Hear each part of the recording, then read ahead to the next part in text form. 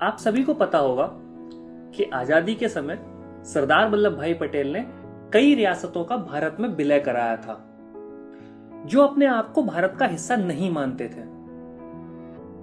क्या आप जानते हैं कि आज भी भारत में एक ऐसा गांव भी है जो अपने आप को भारत का हिस्सा नहीं मानता, ना ही वो भारत के संविधान को फॉलो करते हैं। जी हाँ, मैं बात कर रहा हूं मलाना विलेज की। आज तक आपने मलाना विलेज का नाम सिर्फ चरस और गांजे के नाम पर सुना होगा, लेकिन मलाना विलेज के कई और ऐसे फैक्ट्स भी हैं जो और भी इंटरेस्टिंग हैं। आज हम उसी बारे में बात करेंगे। मैं अभिषेक तिवारी आप सभी का स्वागत करता हूं हमारे YouTube channel learn with experts में। तो चलते हैं। मलाना विलेज हिमाचल की पार्वती वैली के पास मलाना रिवर के किनारे समुद्र से 8,701 फीट ऊपर स्थित है। यहाँ का अपना अलग लाइफस्टाइल और सोशल स्ट्रक्चर है, जिसे यहाँ के लोगों को स्ट्रिक्टली फॉलो करना पड़ता है। मलाना विलेज के ऊपर कुछ डॉक्यूमेंट्रीज भी बनी हैं, जैसे Malana the globalization of Himalaya village and Malana a lost identity. अब हम बात करते हैं कि मलाना विलेज इतना खास और इतना अलग क्यों है।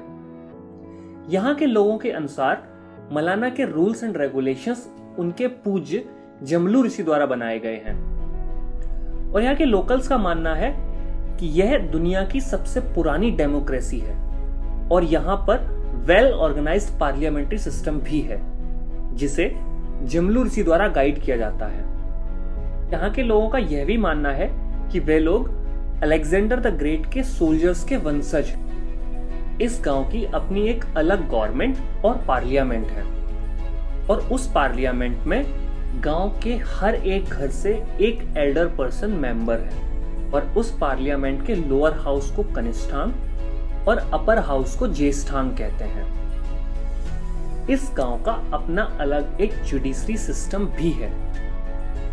और इंटरेस्टिंग बात यह है कि जब भी कोई ऐसा केस आता है जिसका कोई निर्णय नहीं निकल पाता, तो उस केस को ले जाया जाता है इनके पूज्य जमलू ऋषि के सामने, और उस केस के फैसला करने का तरीका भी बिल्कुल यूनिक है।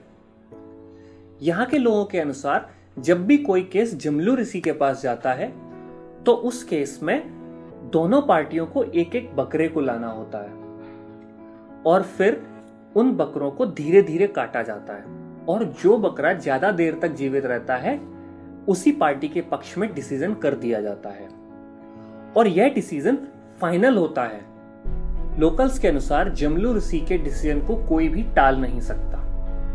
आपको पता है मलाना में कनासी लैंग्वेज बोली जाती है, जिसे सिर्फ मलाना के लोग ही समझ सकते हैं। कहा जाता है कि कनासी लैंग्वेज संस्कृत और कुछ तिब्बतियन लैंग्वेजेस का मिश्रण है।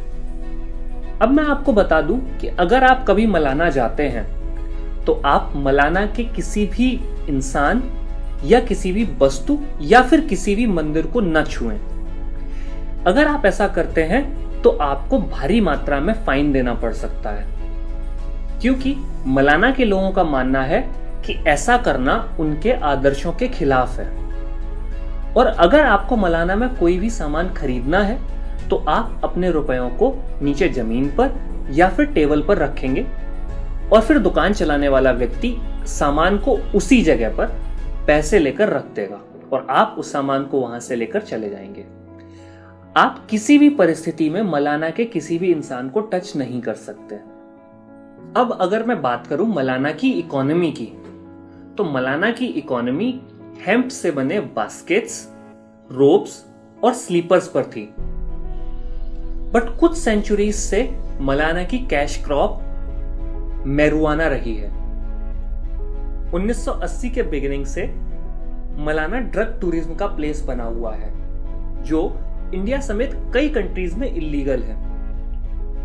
लेकिन यही मलाना का major source of income tourism है। 2008 से पहले मलाना गांव के अंदर कई सारे गेस्ट हाउसेस थे, लेकिन 2008 में भयंकर आग लगने के कारण उन सभी गेस्ट हाउसेस को बंद कर दिया गया।